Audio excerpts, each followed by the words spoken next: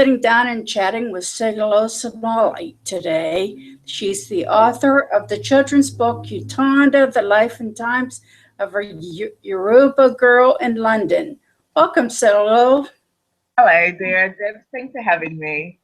I'm so glad that you wanted to chat with us about your debut children's book. Just sit right down and make yourself comfortable. Thanks. Uh, I'd like to ask you a few questions about your book, if that's okay. Yeah, that's fine. I'm sure you've gotten tired of this question, but I really do want to know, where did you get your idea for this book? Well, I was sort of sitting down one day and trying to compile bedtime stories that I'll tell my little girl. And from just the idea of, compiling it together, I ended up with the book. I didn't actually start off to think, oh, I'm going to write a book. It just sort of, from the idea of compiling bedtime stories, it just sort of popped, whoop, here, I've got a book. That's how most good stories do start. Yeah. They just come with an idea or a happening or. Yeah. Yeah. And could you tell us a bit about your book? So the book is sort of, it's not a typical book, because some people are not sure what sort of weird to classic. So for me, it's not a typical. When I was writing it, or when I started, after the compilation, I decided to make it a book. I had the idea that it should actually be a family book. So instead of having a particular category to say, oh, it's a children's book for age 7 and above or stuff like that, what I really would like, what I wanted the book to be, is a family book. So parents with little children would read the book to their younger children who can't read yet, and then older children can start reading it, because I think it's got aspects that both adults and children would enjoy. So that was basically what how I'd written it, and so it still then follows sort of a basic setting where you'll have the first part of it just follows, everyday life, nothing spectacular, just, everyday life in a normal baby and mom household. Then after their event, which is, whatever it is that they get up to during the day, in the evening, the mom then tells the baby a bedtime story. And the bedtime stories are usually of African folklore, a range of them. I like those stories. I did. Oh, good. Yeah, they were so interesting.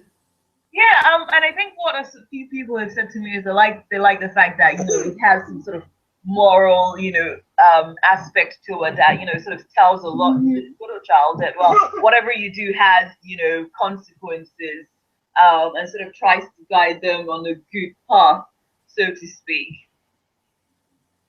Yeah, and I like that they were just nice stories without being preachy.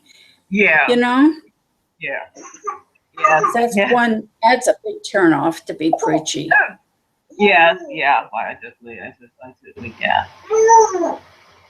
Yeah. I was wondering, why did you decide to have your main character or narrator a 6-month-old baby girl? Well, I've read a lot of things that comes from the point of view of, from an adult's point of view. And I just thought, I wonder what babies think, what goes through the mind of a baby. And I just thought, it would be quite interesting to see, to do a story from, the point of view of a baby. Because when I look at my little girl, sometimes I think, what are you thinking about? What are you trying to tell me? You're not speaking proper English. I don't understand you. So it's kind of like, well, what do babies think? What do they say? We like to think that babies don't understand anything, and I'm sure you can hear my little girl in the background. We like to think that babies don't understand. But then sometimes when my little girl does something, I'm thinking, she's really quite smart, like she probably understands what I'm doing. So I thought it would be quite nice to do something from the point of view of a baby where she's thinking, mommy thinks I don't know what she's doing here, but I know I can see you. Yes, I think babies know a lot more than what we give them credit for. Yeah. I know older children know more than what we give them credit for. Oh, definitely. Yeah. I know there's many of my viewers out here, like myself, who don't know what Yoruba is. Can you explain what it is? It's a language, just like you have English and French and all of Yeah. that. So it's a language. It's quite complicated. Well, it's not complicated, but let me try and sort of. So basically, you will find when people hear Yoruba, they automatically think about a tribe in Nigeria. So one of the tribes in Nigeria, that's the language and culture. But you will also find that it's not just Nigerians who speak Yoruba. There are other countries that also do speak Yoruba. So for instance, in Togo, which is sort of not too far away, it's also in West Africa. They speak Yoruba, and some countries in the Caribbean as well. They also do speak Yoruba. Oh, that's so interesting. That really is. Do Yeah. they each have different dialects? Like, Oh yes, definitely, definitely. oh, Because that's even in Nigeria, in the Yorubas that are in Nigeria, when they speak, you can almost definitely tell that they're from different parts of Yoruba land. I did notice that in your book, a lot of the book is in a different language. So this is Yoruba. Yeah. But the book is mainly in English, though, with a little Yeah. percentage of it in Yoruba. Uh-huh. I was wondering why that is. Why did you do that? Write it that.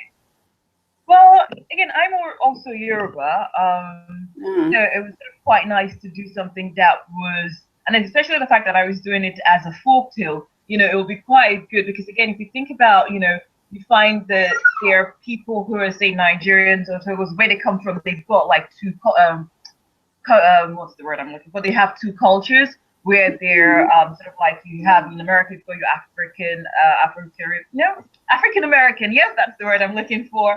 So from here you might have Jamaican British or Nigerian British or Ghanaian British. So I thought it would be quite a nice handy mix to show someone whose parents are Nigerian or Yoruba and the baby is growing up in London and trying to see how the parents are interacting with the child and trying to make sure that she doesn't lose track of her culture while she's growing up. Oh, great. Yeah. Yeah, I just love the way you wrote the book. It shows diversity.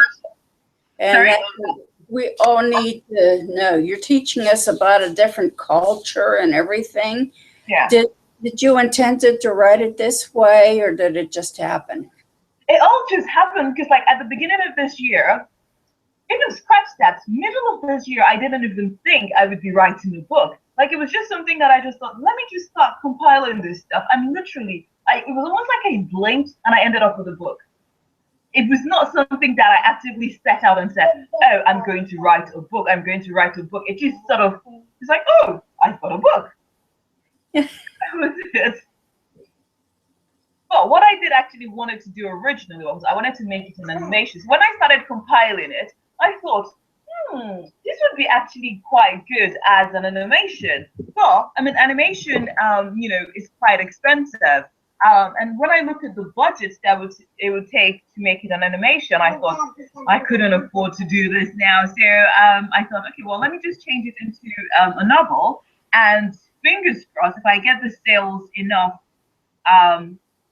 for, I can't even speak properly. If I get enough sales, then I can use the proceeds from the sales to then make it into an animation. Because if I noticed that there aren't a lot of animations out there at the moment that focus on folklore, and so I thought it would be something nice, to be able to do.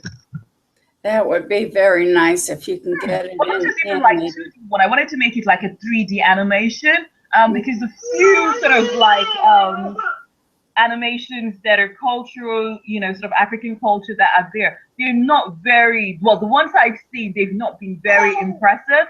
So I thought it would be quite nice to do something, with really good quality. Yeah, so that's basically how I started. But then I couldn't afford it, so I thought, okay, well, let's do it and turn it into a book. So I had to rewrite everything, and I think I started rewriting it from June this year. And yeah, so that was how we got here. Oh, that's great. Yeah, is there anything else you'd like to say about your book? Well, I would like everyone to please support me. Go check out my book on Amazon. Help me to get it and make it into an animation. And the support. I mean, I've had a lot of support. You, for example, you supported me by having this interview, and I've had people put out links and stuff out for me, which I've been quite grateful for. But I would definitely be grateful to have even more support with more people buy the book, so that for me, what would make me really really happy is to be able to get the book as an animation. Yeah. Please support me. Go buy my book. Okay, and our viewers can buy your book on Amazon as an ebook, right? Yes. Or you can order the paperback. I prefer the paperback because you will be able to. I think paperback, is much better. You can turn the pages. I like that smell of new book. Turn the pages. When you're reading with your little baby. But yes, you can buy it as an ebook. You can get it. It's only available at the moment. It's only available as an ebook on Amazon. You can buy it on Amazon, and if you do subscribe to Amazon Kindle Unlimited, then you can actually get to download and read the book free of charge. Well, obviously, then you can order the paperback from your local book retailer. Okay, and I love the folk tales in the book. Can you tell us a little more about them? So I've had this book has 5 different folk tales. What the predominant one was about a tortoise who is sort of thought of as being very wise and cunning, and so he tends to get up to quite a lot of mischief. So basically, one of the stories talked about how the tortoise broke his back, and another one was based talking about how the tortoise thought he was the wise, he could gather all the wisdom in the world. So they were sort of quite similar stories like that. And then another one, which I thought was my favorite one, was the story, or is the story of Olurombi. And it's basically a lady who made a promise to give her child to this forest spirit if he helped her to get pregnant. And when she got pregnant and had this most beautiful daughter, she then refused to give the daughter back to the spirit, forest spirit. So that was it. So obviously the moral of that one is you shouldn't really make promises you can't keep. Yeah. Yeah, so that was one of my favorite ones. Yes, well, thank you for joining us. No, thank you for having me. It's been my pleasure. Yes, and I'll have your links posted down below the video for everybody's convenience, okay? Thank you very much, Dan.